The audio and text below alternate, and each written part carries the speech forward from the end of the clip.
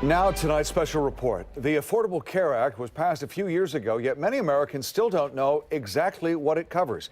In a story that we first brought you on KTVU Channel 2 News at 5, KTVU's Jana Katsuyama went through the 900-page plan and breaks down in plain language what it does and who it helps. We are done. It's about 3 years since the Affordable Care Act was signed, and many people still aren't aware of new benefits that might benefit them. I think there's a lot of lack of education about it. I don't even have any idea how to access it.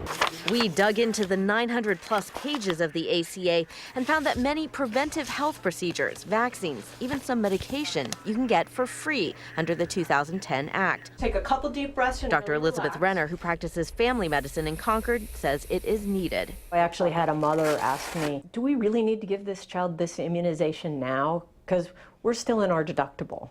The ACA passed on March 23, 2010, and all health insurance plans created since then are required to cover a set of preventive services with no copay and no deductibles, essentially free to patients.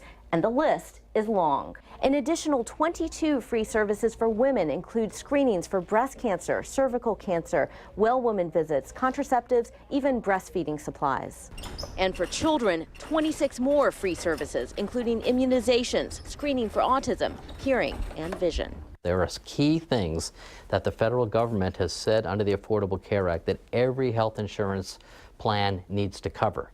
Dr. Andrew Beinman, a primary care physician and UCSF professor, helped write part of the Affordable Care Act. An official copy signed by President Obama hangs in his office. It's standardizing the definition of what health insurance is.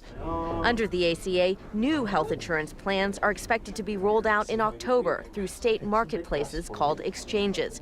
People without insurance must select a plan by January 1st, 2014. And to make sure you know what you're getting, the federal government will rank the health plans. Bronze plans must cover 60% of anticipated medical costs, silver 70%, gold 80%, and platinum 90%.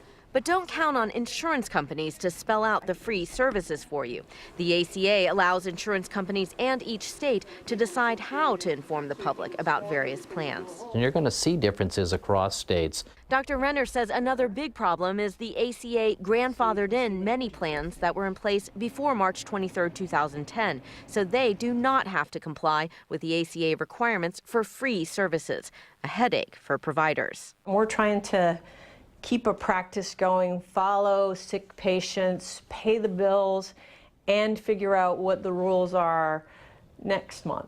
It looks pretty good, actually. Oh, good. The bottom line is if you have insurance now, call your insurance company and ask about their status under the Affordable Care Act.